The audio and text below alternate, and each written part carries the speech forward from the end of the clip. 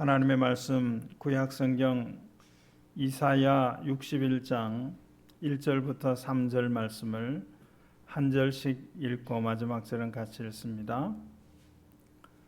주 여호와의 영이 내게 내리셨으니 이는 여호와께서 내게 기름을 부으사 가난한 자에게 아름다운 소식을 전하게 하려 하심이라. 나를 보내사 마음이 상한 자를 고치며 포로된 자에게 자유를, 갇힌 자에게 노임을 선포하며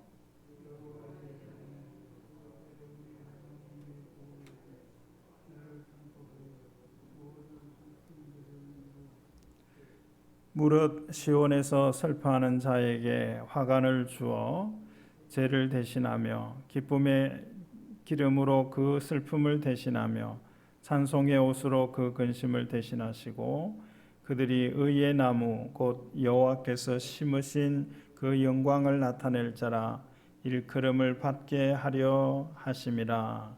아멘.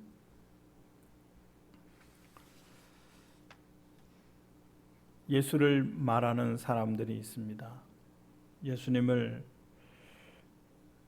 잘못 말하는 사람도 있고 잘 말하는 사람도 있고 예수님에 대해서 충분히 말하는 사람들도 있습니다.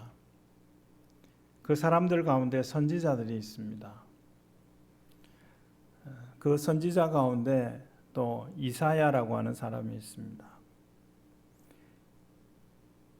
이사야는 오늘 61장에서도 보면 자기가 자기에게 하는 말, 그런 형식으로 말하고 있습니다. 이것은 자기가 선지자에게 말하는 겁니다.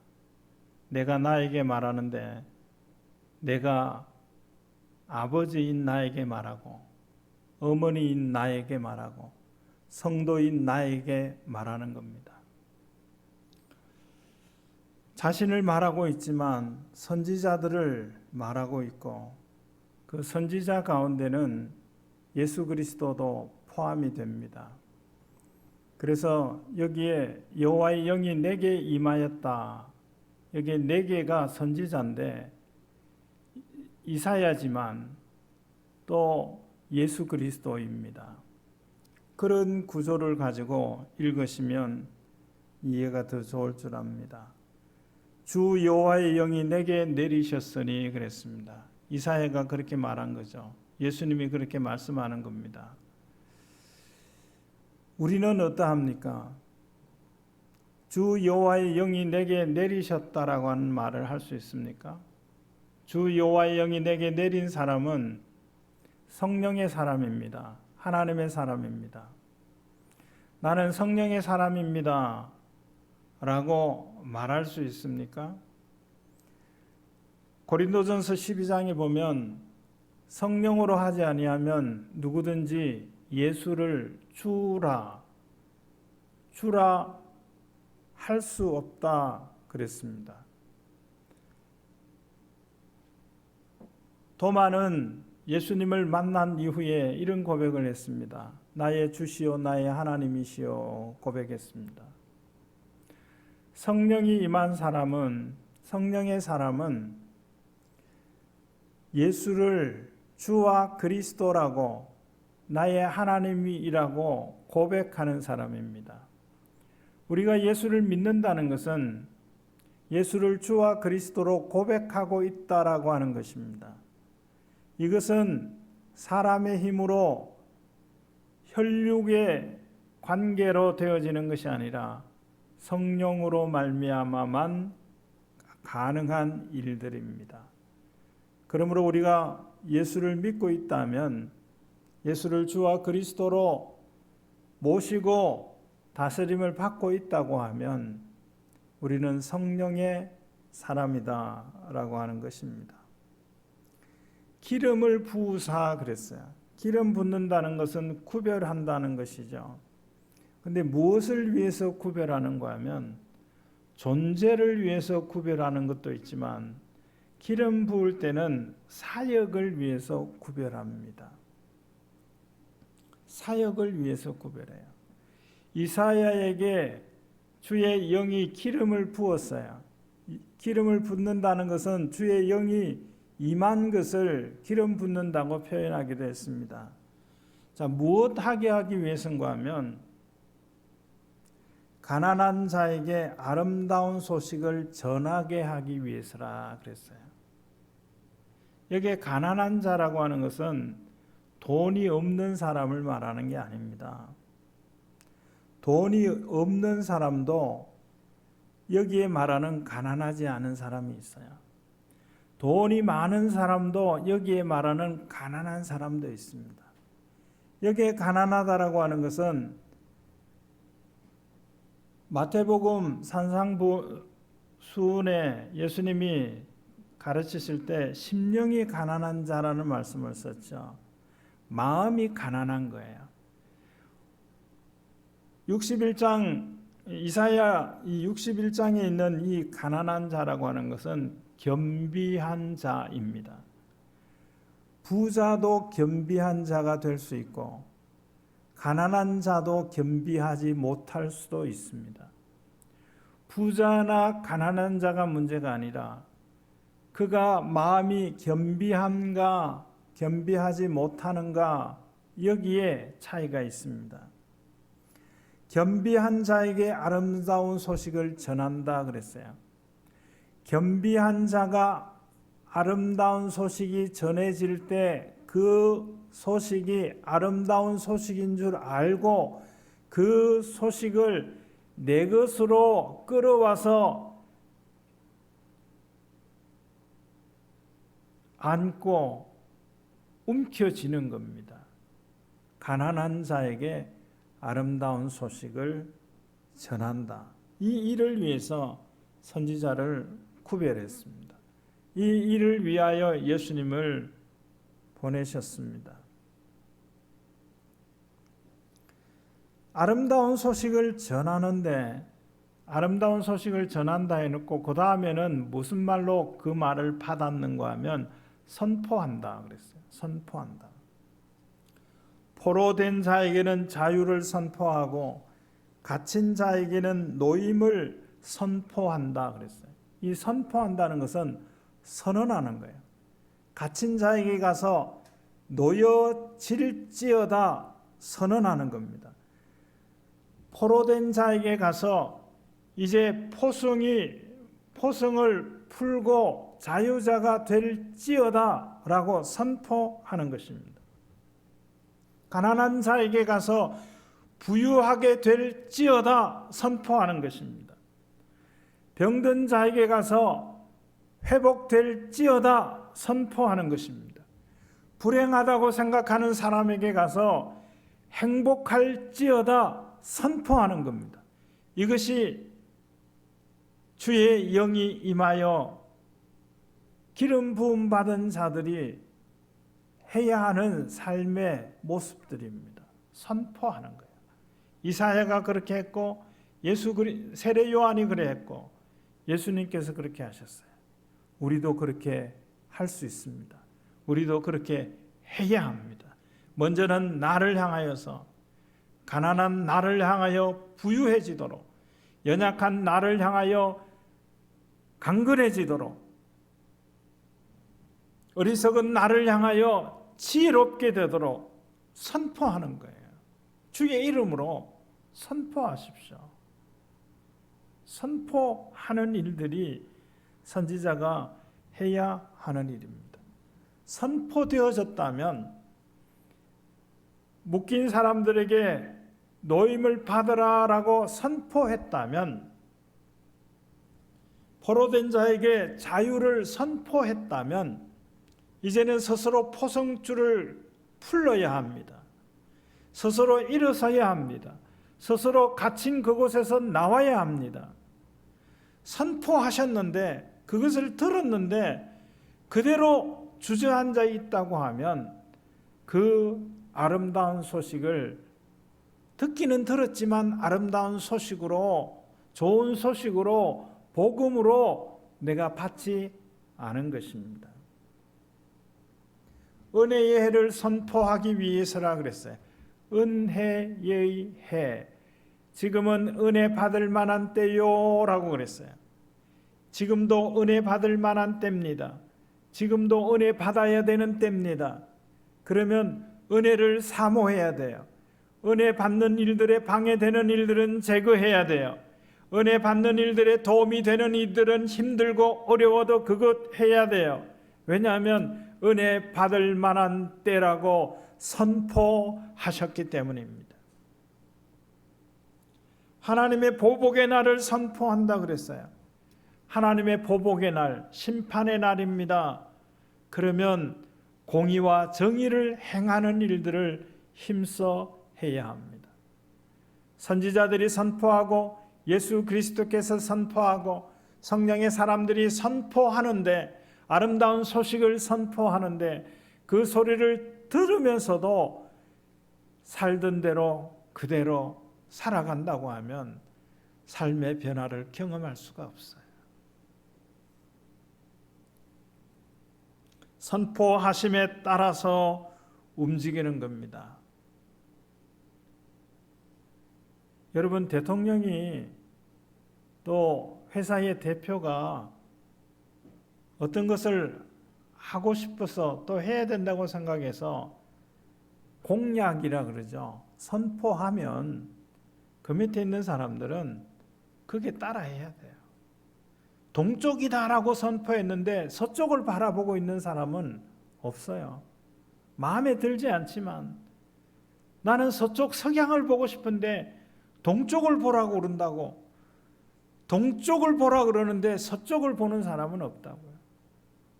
하나님의 선포하심을 듣고 기억하고 그 선포하심이 내 삶 가운데 이루어지기를 위해서 방향을 돌리실 수 있기를 주의 이름으로 축원합니다. 이 일을 통해서 하시는 일들이 있어요. 마음이 상한 자를 고치며 그랬어요. 마음이 상한 자를 고치기 위해서 보내셨다 그랬어요. 마음이 상한 사람들에게는 마음의 상처들이 있습니다. 그 상처들이 치유되지 않은 상태에서 계속 살아갑니다. 그러다가 어떤 계기가 되면 그 상처가 드러나게 돼요. 전면에 드러나게 돼요. 그래서 아파합니다. 그래서 아프게 합니다. 그 상처가 치료가 돼야 돼요. 마음의 상처를 고치며 그랬어요. 치료하시는 거예요. 몸의 상처는 고치기 쉬워요. 마음의 상처는 고치기가 어려워요.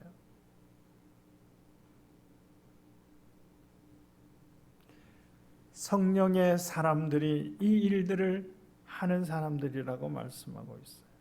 무엇 때문에 마음의 상처가 있습니까? 치유하지 않은 상처를 가슴 깊이 묻고 있는 것은 없습니까? 그것을 치유할 수 있는 이는 오직 우리를 하나님의 형상으로 지으신 이만이 치유할 수 있다는 사실을 기억해야 할 것입니다. 모든 슬픈 자를 위로하기 위하여 보내신다 그랬어요.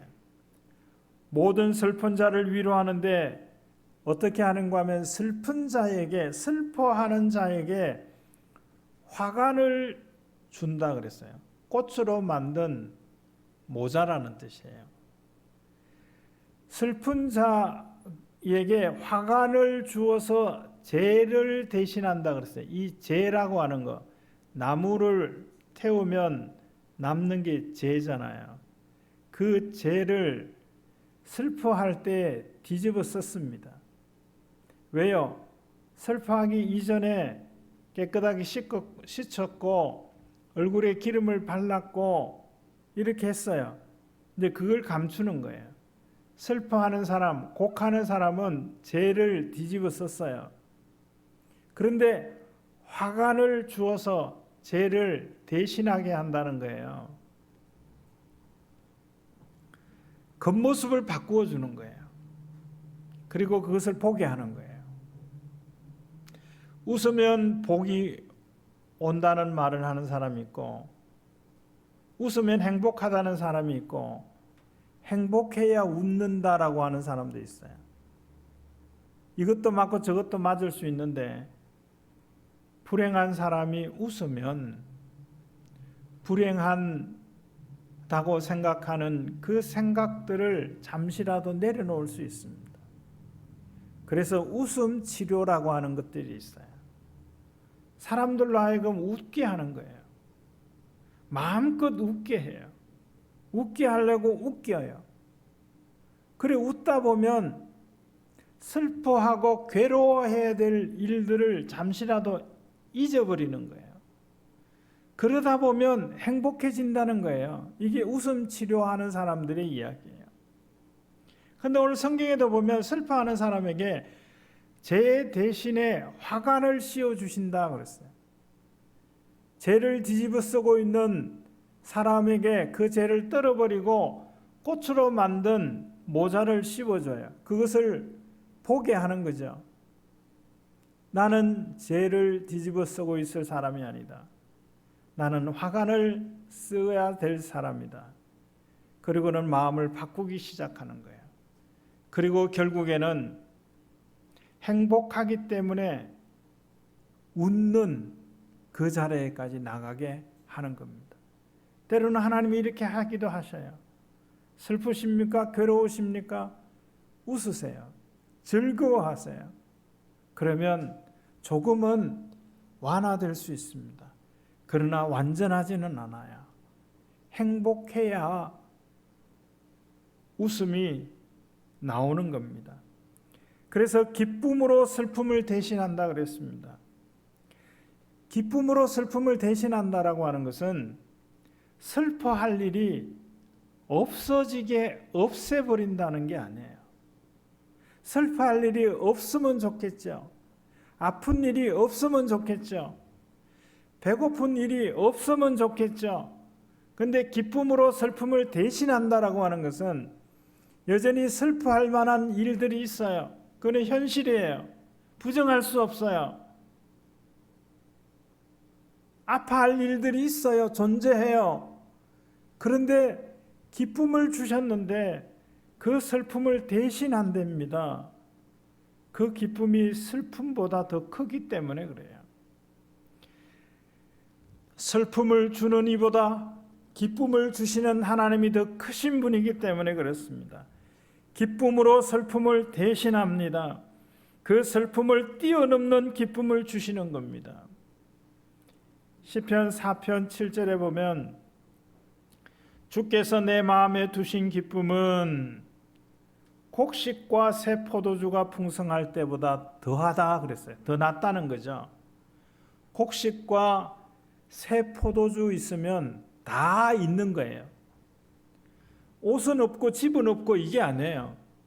곡식과 새 포도주를 가졌다는 것은 우리가 이 땅에 살아가는 동안에 필요한 모든 것을 다 가졌다는 것입니다. 이 땅에 살아가는데 필요한 모든 것을 다 가졌어요. 집도 가지고 자동차도 가지고 명예도 가지고 권력도 가지고 곡식도 가지고 새 포도주도 가지고 얼마나 안심이 되고 평안할 수 있고 얼마나 기뻐할 수 있겠습니까? 그런데 하나님이 주시는 기쁨은 그 기쁨보다 더하다 그랬어요. 더 많다는 거예요. 더 낫다는 것입니다.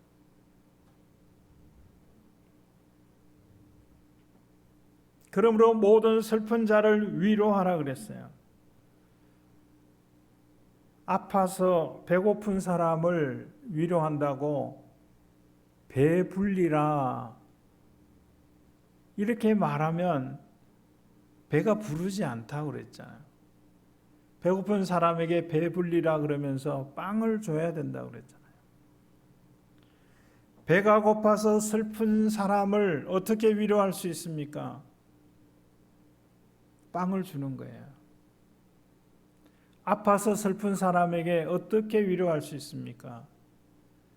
부작용 없는 치료약을 주는 거예요.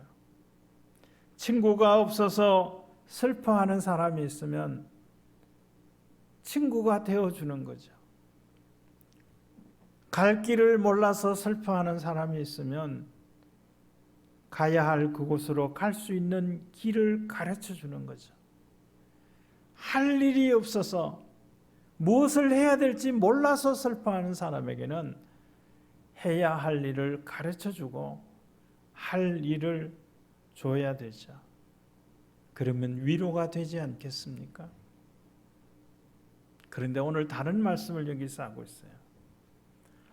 모든 슬퍼하는 자가 위로받는 곳이 있다 그랬어요. 3절 말씀에 시온에서 그랬어요. 시온에서. 시온은 예루살렘을 말합니다. 예루살렘은 성전을 말하는 거예요. 성전에는 하나님이 계신 곳입니다. 모든 슬퍼하는 사람이, 어쩌면 아파서 슬퍼하는 사람은 의사를 만나면 그 슬픔을 면하고 감해질 수 있을 수도 있어요. 배가 고파서 슬픈 사람은 사회복지사들을, 사회사업가들을 만난다면 문제를 해결할 수 있을 거예요. 친구가 없어서 슬퍼하는 사람은 친구들을 많이 사귀면, 친구가 되어주는 사람이 있으면 그것을 해결할 수 있을 거예요. 그런데 이 모든 사람들이 슬퍼할 이유들이 다 다르죠. 그 다양한 슬퍼할 이유들을 가지고 있는 사람들이 그 슬픔을 상쇄할 수 있고 극복할 수 있는 기쁨을 가질 수 있는 곳이 시온이다 그랬어요. 하나님이 계신 곳입니다. 그 시온이다라고 하는 것은 하나님 앞에서, 하나님 앞에서, 하나님 앞에서 모든 종류의 슬픔을 위로할 분이 있다고 하면 예수 그리스도이십니다. 윤한기 목사님이 1970년대에 어떤 병에 걸리셨어요. 병명은 제가 지금 기억이 안 나는데 6개월, 1년 이런 이야기를 들었을 때라고 합니다. 그때에 그 투병하면서 은혜를 받고 완치가 되고 나서 다시 활동하면서 만든 노래가 있어요. 그 제목이 뭐냐면 여러분이라고 하는 제목이에요. 내가 아파할 때, 내가 외로워할 때 위로해 줄 사람이 누구지? 그래 놓고는 관중을 향해서 여러분 이렇게 한 거예요. 그게 대중가요이기 때문에 가사를 그렇게 지었대요. 근데 그 여러분이 누군가 하면 예수 그리스도라는 거예요. 모든 사람들이, 슬퍼하는 모든 사람들을 눈에 눈물을 씻겨 주실 수 있는 분이 누굽니까? 예수 그리스도. 모든 종류의 슬픔을 슬퍼하는 이들을 위로하실 이는 예수 그리스도입니다. 코미디 프로가 아니에요. 감성적인 노래가 아니라고요. 예수 그리스도예요.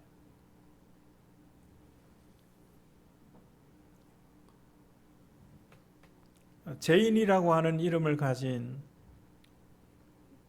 가수할 때 이름은 나이드 버드라고 하는 30대 미국 여자입니다. 스탠포드 대학에서 공부하신 분이에요. 신학교 공부하신 분이에요. 신학을 하신 분이에요. 그분이 암에 걸렸어요.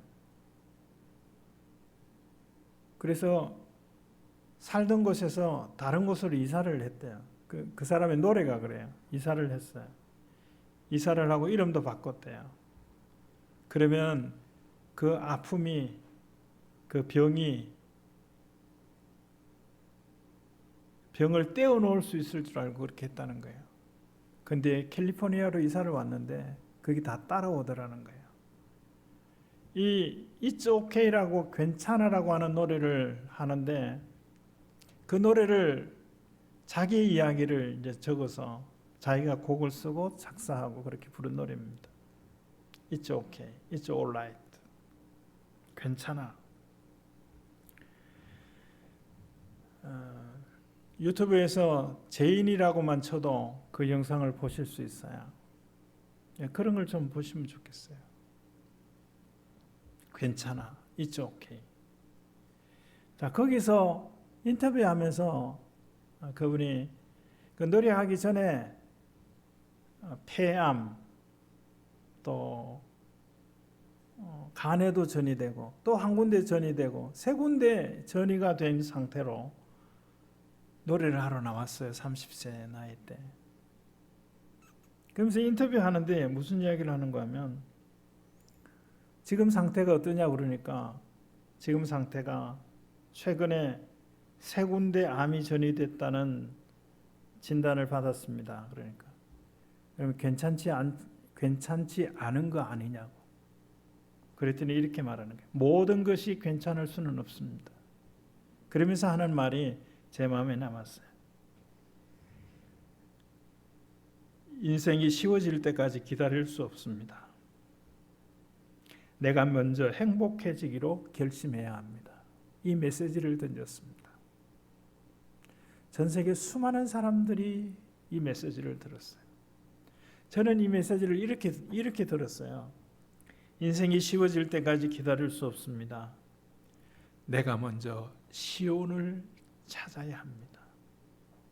내가 먼저 예수 그리스도를 만나야 합니다. 왜냐하면 그는 우리의 모든 문제에 키를 갖고 계시는 분이시기 때문입니다.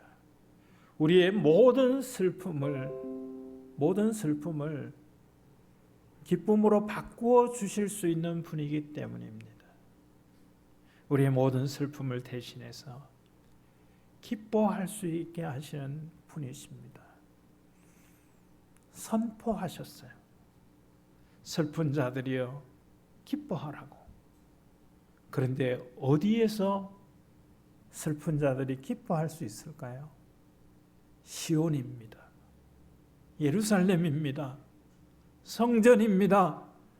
하나님 앞입니다. 예수 그리스도만이 일을 하실 수 있습니다.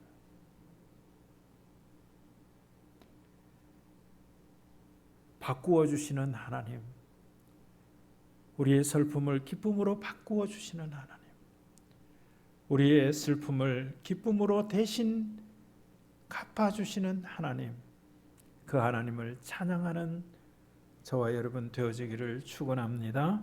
하나님 감사합니다. 모든 슬픔을 바꾸어서 기쁨을 누리게 하시는 하나님, 그 하나님을 만나는 저희들이 되어질 수 있게 하옵소서. 지금은 우리 구주 예수 그리스도의 은혜와 하나님 아버지의 다함이 없는 사랑하심과 성령의 교통하심이 대신하여 우리를 위하여 행하시는 하나님을 기억하며 살아가는 성도들 가운데 이제로 영원히 함께 있을지어다. 아멘.